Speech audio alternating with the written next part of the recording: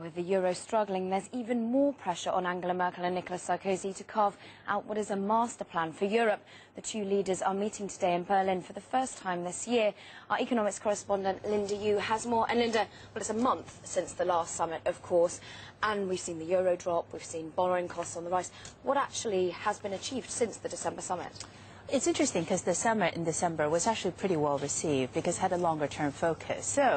But I should say, even on the issues that were agreed, they're far from settled. The most notable agreement was on moving towards a fiscal compact to impose automatic sanctions on countries that violate deficit rules. It seems to have worked on Belgium, which has frozen 1.3 billion euros of spending in order to meet its deficit target of 2.8% of GDP. The size of the rescue fund is another lingering point of disagreement. Germany is reluctant to raise it beyond 500 billion euros because of the fiscal burden it would impose, while others say it's just not big enough. Another key area to watch today is the financial transaction tax. Germany and France want to press ahead against the wishes of the UK and others who argue it would be damaging unless it was global.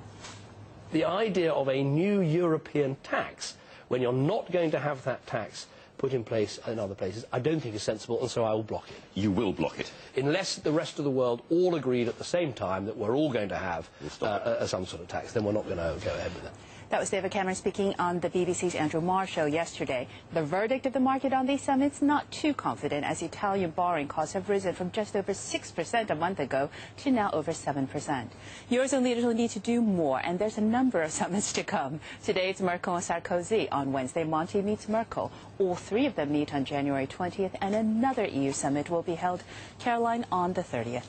So a lot of summits to come, but crucial for Europe, obviously, has got to be growth. What do you think can be achieved in this between There's going to be a real focus on labour markets today, and actually this is something that Monti's also said that he's going to work on. And to me, that's a good sign because that suggests they're going to go after structural reforms. I think the real issue here will be how much can be done in a short enough period, because what we've seen over the past month is that markets need a bit more reassurance now to make the growth strategies look credible, and I'm not sure what it will take.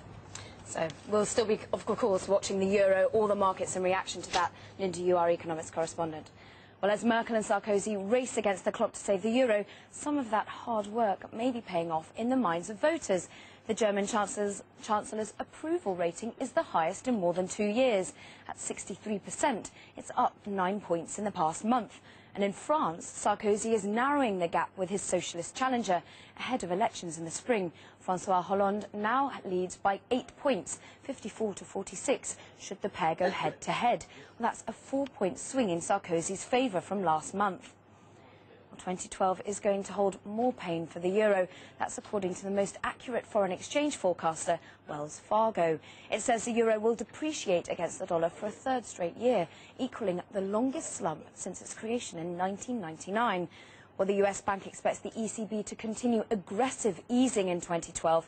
That's as recession approaches, and it says the euro should drop to $1.24 in the first 6 months. That's down from just under $1.30 at the end of 2011.